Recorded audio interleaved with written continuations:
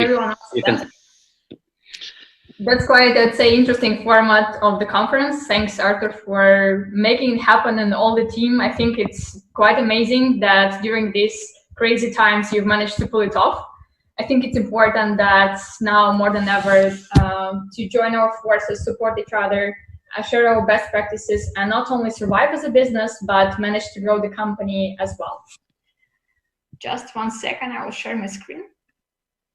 So today I'd like to talk about growing your business internationally and share our experience as a company. We'll go through several topics today. Who is SaltEdge, what we do, how was our journey so far, and I will share our learnings, our pitfalls as well, so that you as a business or you as an entrepreneur who wants to build a B2B company, especially in the financial sector from 0 to hundreds of clients, can avoid such mistakes in the future.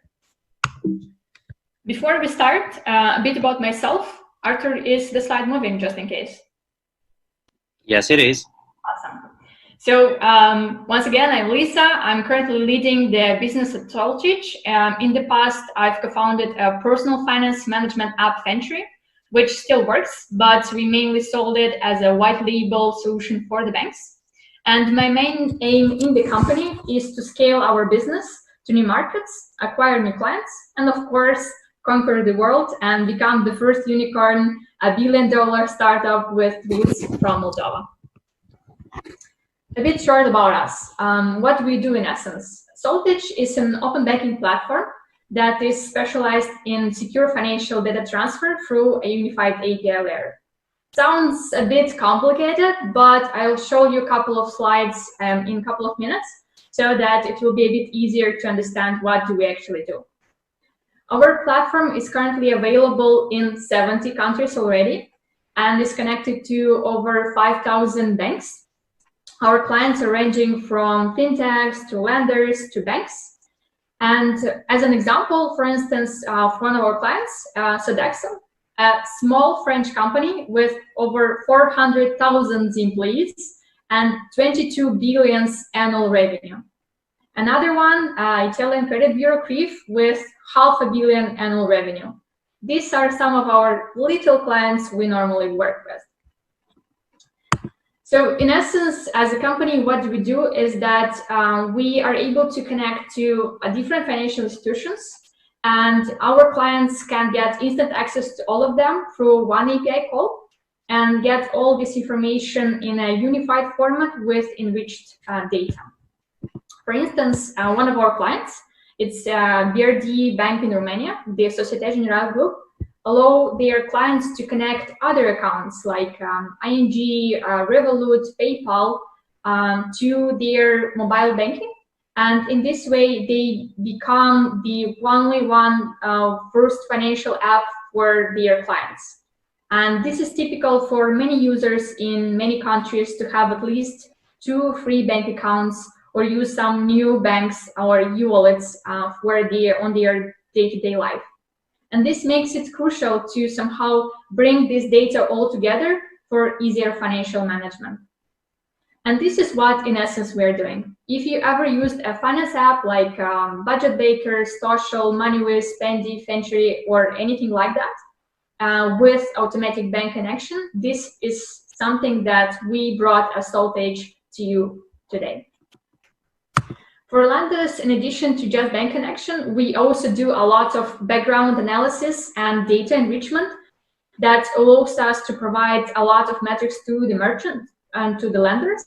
This makes our end customers' journey much easier. So if you ever took a loan, you might need to provide your ID, a bank statement, an employee confirmation. Now you can simply connect your bank account and we will provide a lot of details in an automatized way to the lender in just minutes, instead of you spending time going back and forth for weeks sometimes.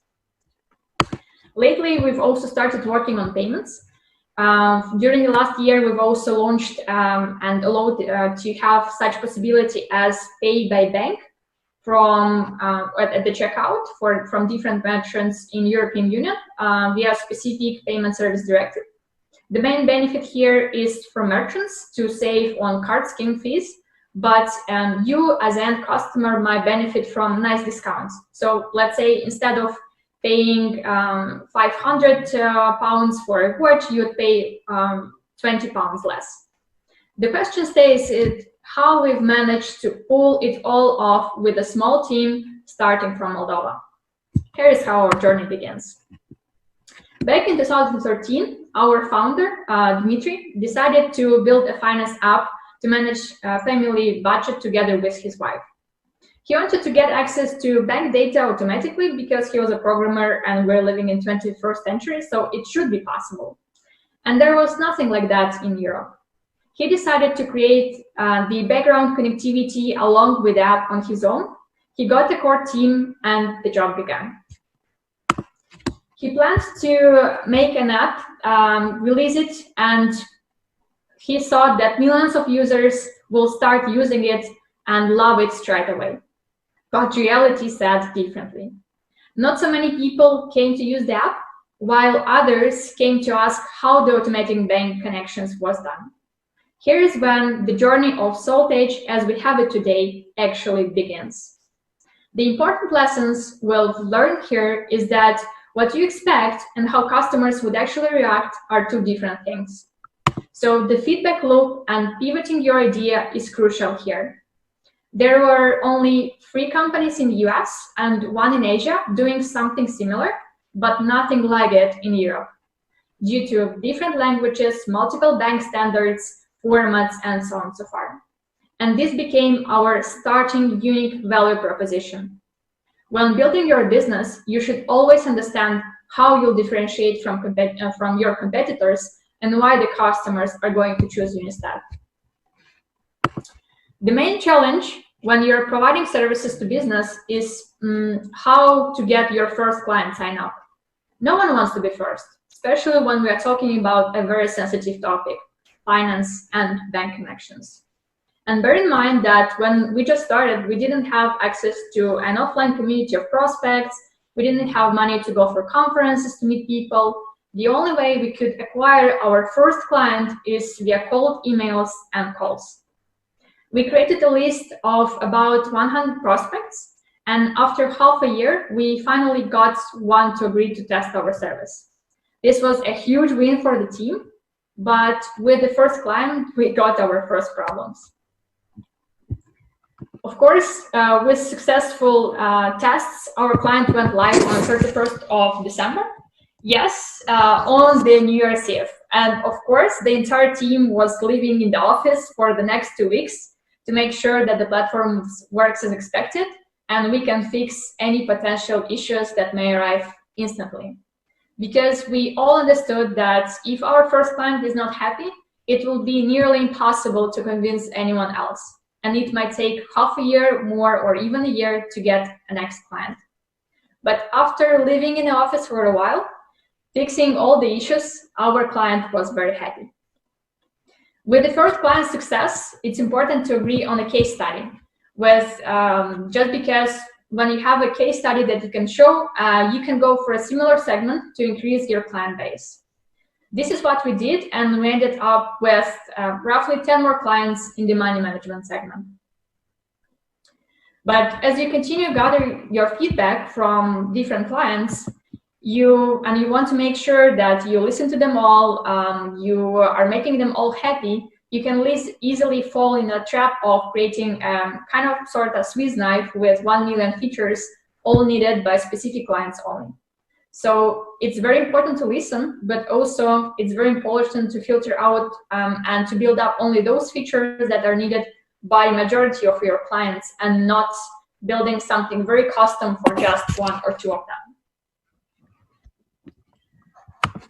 Another important point that I want to discuss is the client size.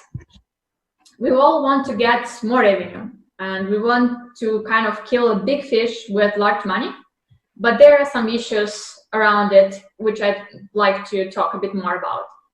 The first thing is your involvement in the deal and the time needed to close it. For instance, In our case, if we want to sign up a small company, like let's say a fintech, we need up to 3 months. Sometimes it can happen in just weeks to do, and it requires very minimal involvement, very standard agreement, so it's pretty simple.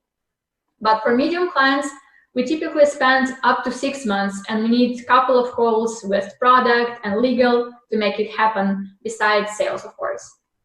But for a large deal, you need almost your entire team to get involved, and sometimes it may take even 2 years to sign the deal, if you sign it at the end. So when you're just starting and you have a choice to sign 10 small deals or get just one deal and all your team working on it together, it's up to you where you want to put in each kind of basket you want to put your eggs, because it's a very tricky choice, and if you don't do it well, you might end up with 0 clients, 0 revenue, and disappointed team. I totally advise to start small, then go to medium clients, and only after that go for a large fish, because otherwise your life might become a total nightmare. And this is why. The process with large clients starts typically with a simple request for information, where usually 20 vendors participate. It usually has around 100 questions, not so much. And then if you pass all successfully, you'd have some calls in between, and you'd go to the next stage, the request for proposal, which might consist of 300, 400 questions, and it will require all your team members to get involved. After that, if you get lucky enough, you end up with the selection of 2 vendors only in the final process. And there you start 1 million other processes, from providing a lot of documentation, getting on-site audits, and having calls with different teams to make sure that you can move the deal forward. And of course, legal will take 3 months more. So before you go for large clients and you want to sign up large deals, you have to understand the entire process, how much time it would take, and think through whether you have enough resources at this stage to handle such type of clients. And you have to always balance your teams, your business and your technical part. If you have only tech people in your team, the product will not be sold, which means no revenue, no growth. However, if your team is mainly made of sales, marketing, and other business team members, you'll end up with a delivery problem and clients complaining or even leaving due to missed deadlines, product issues, and so on. Hence, it's crucial to plan your resources in advance and to make sure you can deliver the product and your promises to the clients, to get new agreements and to keep the team busy. In our case, we had to even create a Ruby course to get new developers on board, because there aren't so many in Chisinau. So if you're a Ruby developer and not working with us yet, join the team. I will send the invoice later. No problems. So you have your first 10 clients and you want to scale on new markets. How can you do that? First, you need to make a lot of analysis on the competition. Potential market size in a country, how many clients you can actually get there, what are their local problems and specificities. Once you have this data, you can arrange a study visit, for example, and go for some local conferences, meet the community to better understand what is the market like.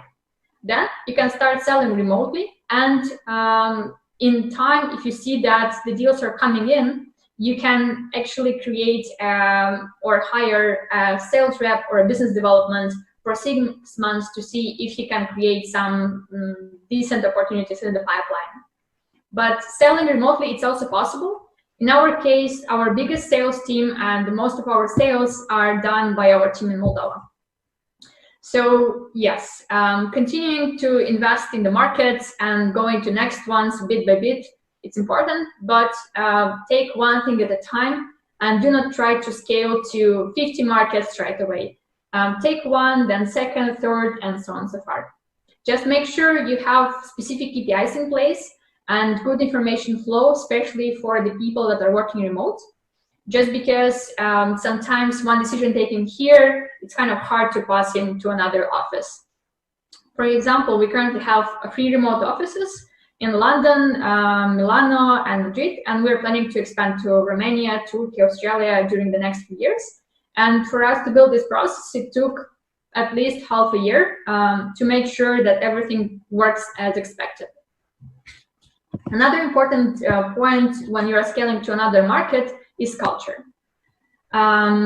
It's very different depending from one market to another. For example, in some countries, all the deals are done over the coffee, while on the real meetings, you just agree on the final details. This is normal for Mediterranean countries. Until we learned it, we lost a couple of deals. For example, one painful one was a large deal in Italy, whereby the client was saying yes all the time, that he's happy with the agreement. We worked for it for almost a year. We involved a lot of resources from our end. We did a lot of live meetings, and the agreement was finalized. But instead of signing it, the client decided to go with another vendor at the end, just because of the culture and better relationship with that person. Remember that B2B is all about relationships. So make sure you find your internal champion that can sell you internally within that client company. In some countries, even though you have a champion, it's not enough.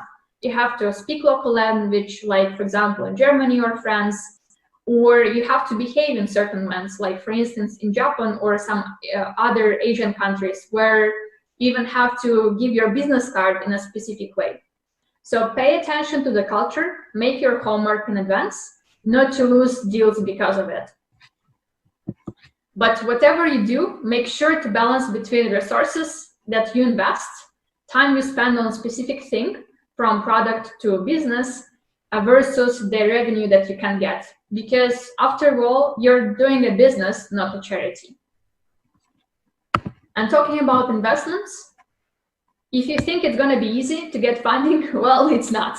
In Eastern Europe, the investing culture is starting, and we already see quite interesting VCs, like Vasily was talking earlier on. But you have to prove in real numbers and traction that your idea is valid and you can make 10 times more money than the investor will give you today. So this is very important, to not simply fall into the trap that if you have an amazing idea, you have some traction, you'll get easily money. And you have to always have at least 6 months runway, just to make sure that you can still maintain your company and you can still pay your team. And the competition is always there. In our case, when we started, there was almost no one on the market. Now open banking is a very crowded space, and we are up against serious monsters with a lot of money.